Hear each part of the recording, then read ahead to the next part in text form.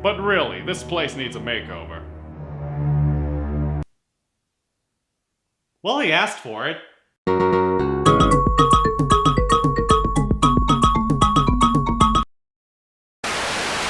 Welcome to Mr. 96's Pop Reviews. My name is Mr. 96. It has now been 3 years since I started making music reviews, and what better way to celebrate than to upgrade my setting? Really, I needed to make some changes, as you can't just stay stagnant and expect better results, or else I'd be like pop music in 2018. I'm sorry, but this year has sucked. Not only are the bad songs dull and lifeless, the good stuff isn't even that good like in years past. And with the state of the country today, I haven't really heard anything that inspires a lot of hope. Making pop reviews just hasn't been as fun as in recent years. As a result, I've had to resort to other sources for my musical enjoyment. It's partly why I really enjoyed making my top 10 best hit songs of 2004. I can't tell you how mentally refreshing it was to listen to music that actually made you happy. With Latin music popular today, I thought maybe I could find some enjoyment from the Latin market, but it seems Latin America likes torturing Americans as well. As you can tell, this year has not been easy for me. But luckily, I did have one savior, a pop band from out east.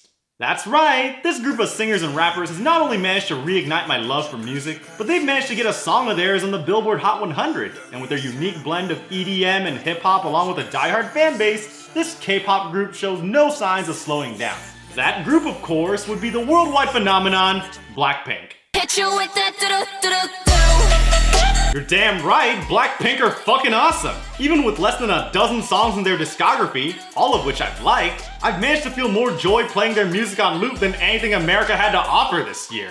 Also, we have that other band, BTS, but before we even touch them, we need to understand just how significantly big they are.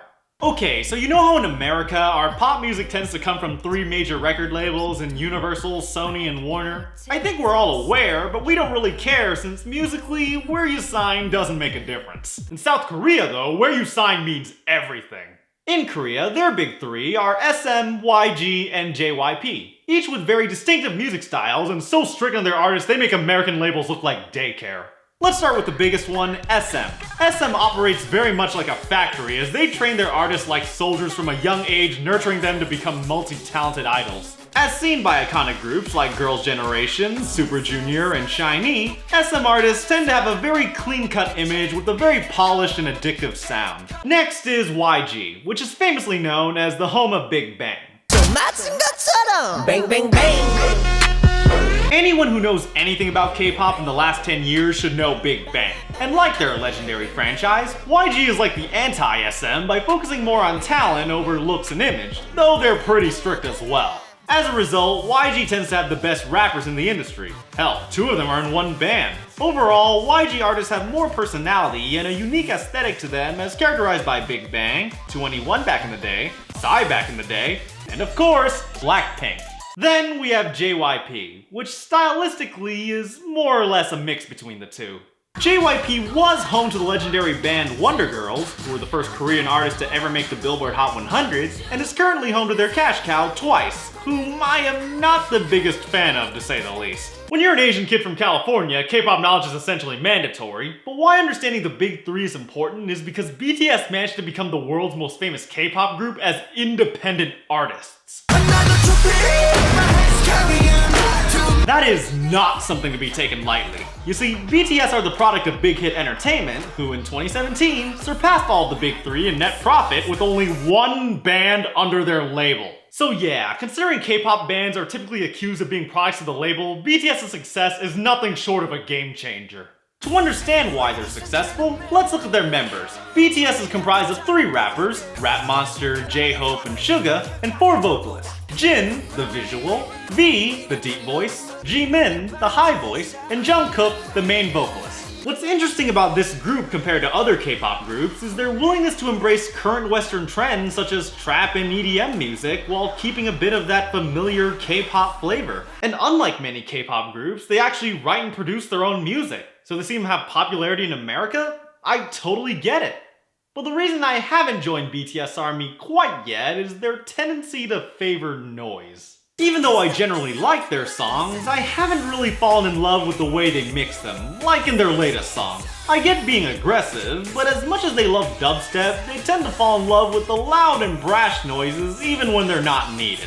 All I'm looking for is a little subtlety. But who am I to judge? Their hit single this past summer, Fake Love, made history by debuting at number 10 on the Hot 100. For it to get that high, it must have connected with American audiences somehow. So why don't we take a listen, shall we?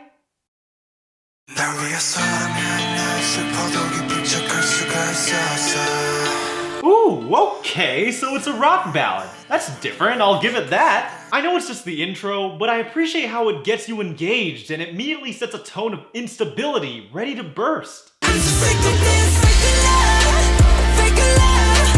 Alright, we got some heavy guitars in here. Not bad at all.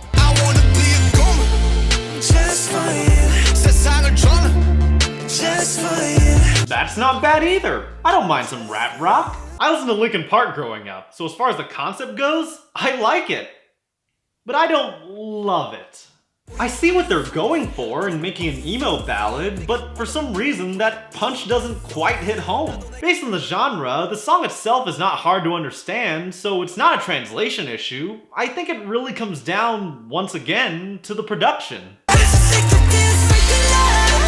When you listen to the hook, Jimin's voice is drowned out by the guitars and drums. I get that this part has to be loud, but you have to layer your sounds properly so that the vocalist still stands out. I know that it seems like I'm being nitpicky or I'm trashing this, but I still think it's good. I'm just saying it had the potential to be fantastic.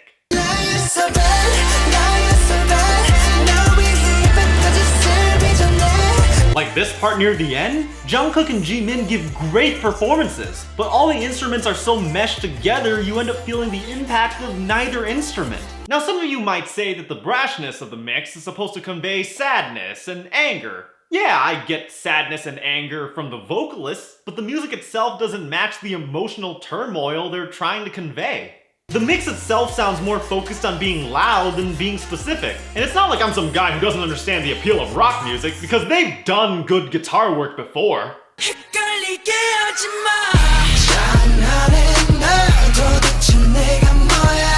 You know those people who don't like K-pop just because it's not in English? Well, this song destroys that argument because we can understand it just from the music itself. Music is a language of its own, and the guitars and drums in this song all have specific notes and beats they're trying to hit, which makes them stand out while also enhancing the performers. One of the highlights of Fake Love is the soft pre-chorus that also opens and closes the song. This is where the production shines because it actually shows restraint and allows the singers to catch their breaths. Those parts alone are a high 9 out of 10. While Danger has edge with a purpose, Fake Love has edge for the sake of having edge. By no means is the music in Fake Love bad, but the mix comes off as more generic throughout the song than unique, which is really unfortunate since BTS is singing their hearts out. It also doesn't help that Drake already desensitized us to the concept of fake love. And speaking of which, oh my god, Drake, please go away. I don't want to hear another dull slog of a song from your boring album. My god, it's so lame. I heard more hardcore raps this year from 2 Asian girls. Seriously, dude, you're doing Canada dirtier than you did Sophie.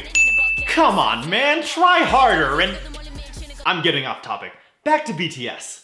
As someone who's rediscovered his love for K-pop after several years, I tend to be lenient on the genre, but when all the potential is there to make something incredible, just being good feels like a missed opportunity. I'm happy it debuted in the top 10, but I really think something more tightly focused would have had more staying power. After all, music is the language that transcends all barriers. Fake Love is an overall good song. I could argue it's a very good song. All 7 members of BTS came to play, and had the instrumental been a bit more tightly constructed, this song easily could have been amazing.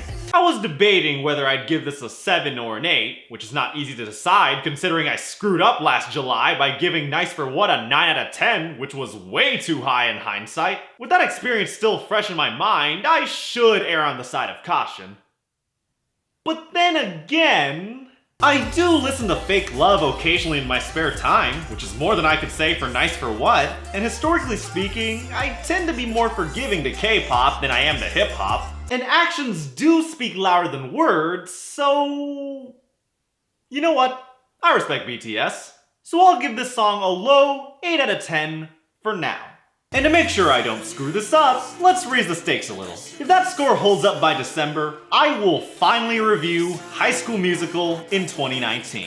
That has been on the shelf for at least a year, so let's see if it happens.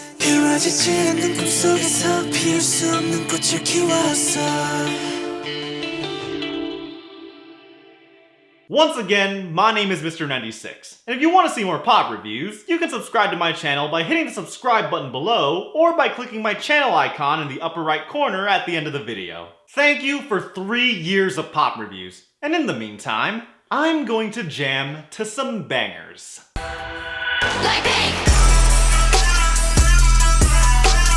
Now that is how you use a trap beat. Pop songs may come in numbers, but there's only one, 96.